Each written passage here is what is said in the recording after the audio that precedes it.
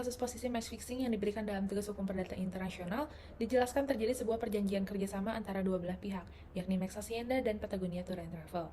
Max Hacienda merupakan penjaga gawang sepak bola profesional yang berwarga negara Brasilia, dan saat ini ia berdomisili di Puente Alto, Chile. Pihak berikut yang tertera dalam perjanjian ini adalah Patagonia Tour and Travel yang merupakan agensi yang bergerak dalam perjalanan dan wisata dan saat ini telah berlisensi sebagai badan hukum Chile. Kedua pihak yang tertera dalam kasus posisi match fixing ini melakukan sebuah perjanjian kerjasama. Patagonia Tour and Travel mengajukan penawaran kepada Max Hacienda untuk menjadi brand ambassador dengan menawarkan honorarium sebesar 250 juta Chilean peso. Dalam melakukan perjanjian pemberian jasa ini, Patagonia Tour and Travel dan Max Hacienda sepakat dan melakukan perjanjian di Sao Paulo, Brasilia. Dalam hukum perdata internasional dikenal dua jenis titik taut, yaitu titik taut primer dan titik taut sekunder. Titik taut primer merupakan fakta-fakta di dalam perkara yang menunjukkan perkara tersebut mengandung unsur asing. Unsur asing harus dilihat dari sudut pandang forum yang mengadili perkara tersebut. Apabila merujuk pada kasus yang telah dipaparkan sebelumnya, dikarenakan perkara diajukan di pengadilan Santiago, Chile, maka unsur asing terhadap pengadilan tersebut adalah kewarganegaraan tergugat dan tempat perkara dilaksanakan, yaitu di Brazil. Setelah menemukan titik taut primer, selanjutnya adalah mengkualifikasikan fakta yang kemudian mengantarkan kita pada titik taut sekunder. Proses pengkualifikasian pasti dilalui dalam menyelesaikan suatu perkara hukum perdata internasional. Macam-macam teori kualifikasi ini ada dua, teori kualifikasi menurut Lex Ori dan teori kualifikasi menurut Lex Krause. Teori kualifikasi menurut Lex Ori ini merupakan teori yang paling tua dan banyak diakui. Kualifikasi atau penggolongan ini juga dilakukan menurut hukum sang hakim. Kualifikasi Lex Ori ini harus dilakukan karena kaidah HPI merupakan juga kaidah-kaidah hukum internasional maupun nasional. Kelemahan dari teori ini seringkali menimbulkan ketidakadilan, karena kualifikasi kaidah-kaidah hukum ini bukan saja tidak sesuai dengan hukum asing, bahkan tidak dikenal oleh sistem hukum asing tersebut. Lalu teori kualifikasi menurut Lex Krause ini dikembangkan oleh Martin Wolf, yang berpendapat bahwa kualifikasi hendaknya dilakukan sesuai dengan sistem dan ukuran-ukuran keseluruhan sistem hukum yang bersangkutan.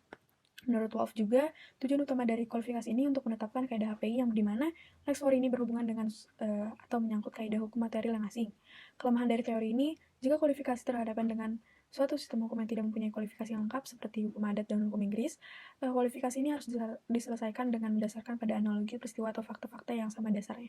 Teori kualifikasi Lex Ori dan teori kualifikasi Lex Krause dirasa masih memiliki beberapa kelemahan dalam menyelesaikan perkara, sehingga para ahli hukum berusaha untuk mencari jalan keluar dalam menangani kelemahan-kelemahan tersebut, yaitu dengan menggunakan teori kualifikasi bertahap.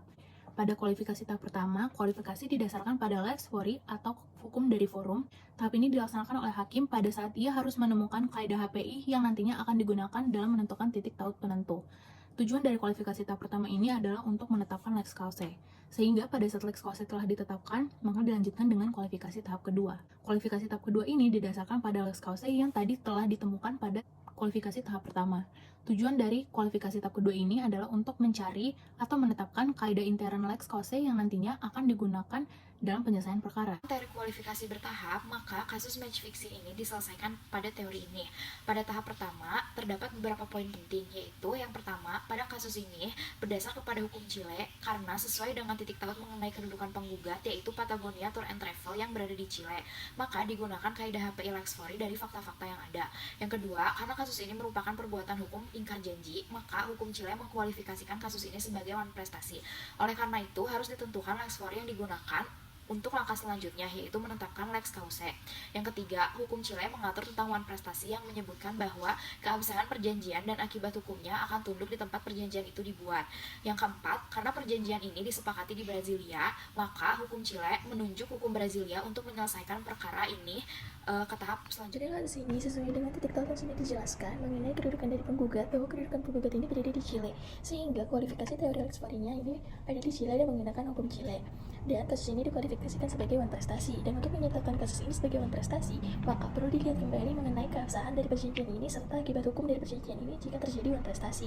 Dan pada kasus itu dijelaskan bahwa kesepakatan dari perjanjian pemberian jasa ini dilakukan di Brasilia, sehingga kualifikasi Lex Krause pada kasus ini berada di hukum Brasilia.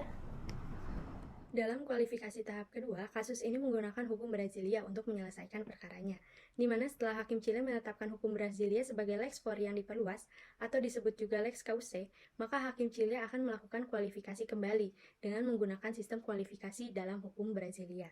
yang mana apabila berdasarkan pada hukum Brasilia, maka perkara akan dikategorikan menjadi 2 poin penting, yaitu yang pertama, pelanggaran isi perjanjian yang dilandasi oleh perbuatan yang melanggar hukum pidana dapat menyebabkan perbuatan tersebut secara keperdataan dikategorikan sebagai perbuatan melawan hukum.